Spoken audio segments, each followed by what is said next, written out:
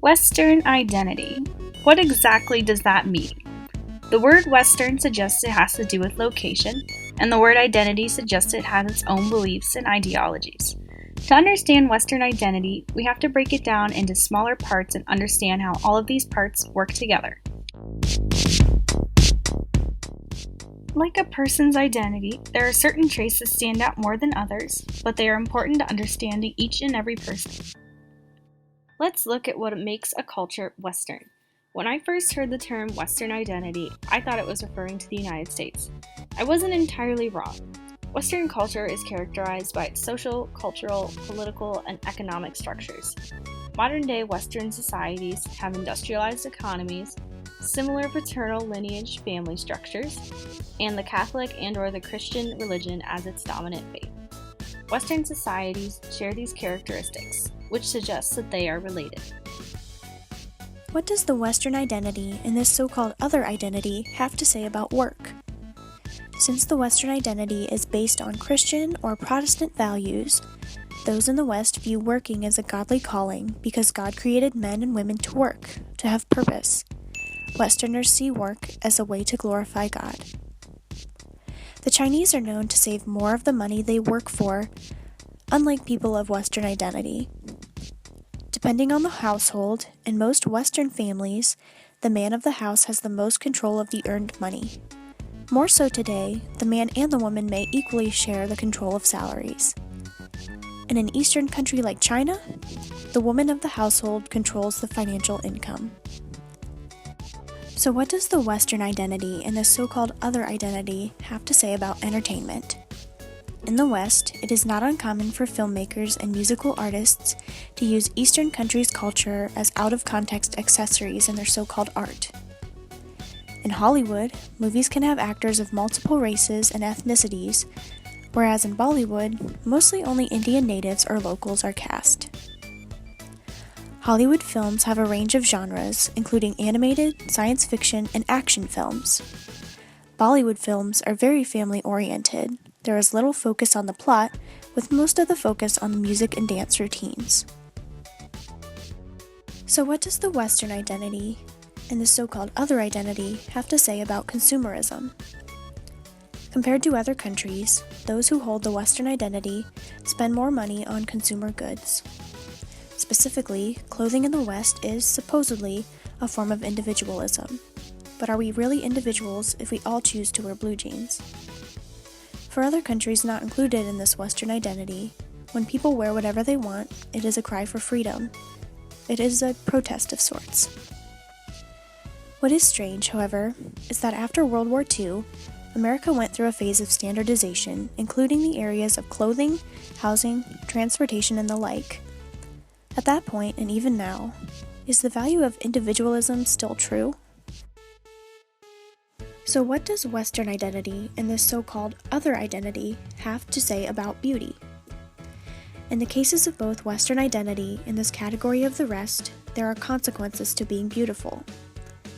In the West, much of beauty comes from a desire to have an increased sense of sexuality and attractional qualities for a potential romantic partner.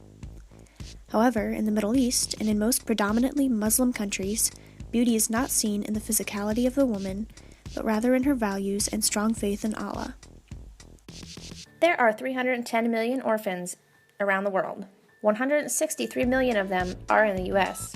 Sadly, there are places without the means to take care of unwanted children. Many places are doing better, but there's still a lot of work to be done. In China, families prefer to live together instead of in small flats. 3 generations live in the courtyard house where they can be together in the communal area. The grandma is also head of the household. The U.S. has very strong beliefs on how we view other countries. Other countries sometimes don't view us in the best of light. So like stereotypes. Yeah. What are the stereotypes that Germans have about Americans? That they don't really know where Germany is. They know little about the rest of the world. And they don't care for anybody else in the world. Another stereotype is that they're not very interested in other countries and other regions of the world, and that they only care about their own country and their own states. I don't think that they move that much as Europeans do. Stereotype is that Americans are very fat, so because they eat a lot of fast food. They are fat, dumb people. Germany sees us as fat, eating a lot of food, not interested in anyone else's country. They think that there is a lot of racism, police brutality, and that we think that we are the world's police. We are not actually friendly. We are fake friendly. We are superficial, forced to look happy when we actually aren't. In the United States, 1 in 4 people struggle with some form of mental illness. Mental illnesses are considered neurological disorders, and 1 in 5 people are treated with drugs to eliminate the involved symptoms.